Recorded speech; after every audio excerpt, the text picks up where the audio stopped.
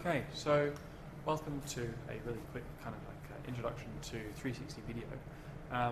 What I'm doing now is standing in the workshop in my school, where I've just been doing some workshops today for fundraising.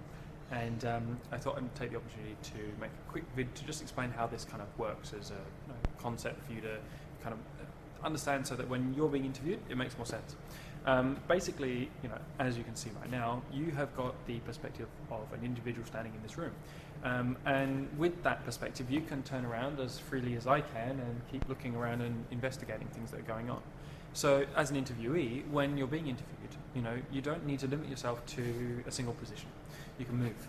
You can keep walking around. As long as you keep the perspective of looking at the camera in, I'm staring right now at this little kind of like GoPro looking device on top of a tripod.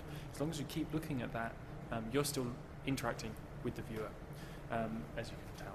So, being able to explain what's going on around you obviously then has these great advantages. You've got lathes, I can point out the fact that these like hardwood tables, I can explain what I did on them if I wanted to illuminate a particular point because something's running on in the background, like maybe kids were running past, or you had a machine doing a particular process. You could point that out, and if it was actually running visually, the kids could experience that, or so could potential customers online. So, think of 360 as literally the opportunity to take someone, put them into a position in space, and then it's your job as an interviewee to not only give them an insight into what your interests are, how you got there, and so on and so forth, but also to illuminate the space that they've found themselves in.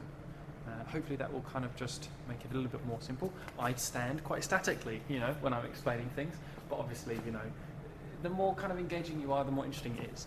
Though bearing in mind, when people watch these things, they are often tracking on a keyboard rather than with a 360 headset, because that's not very mainstream yet, even though, my school, for example, has a full class set, and that's what we'll be using to engage with the kind of guided walkthroughs of the workplace that we're going to create. But,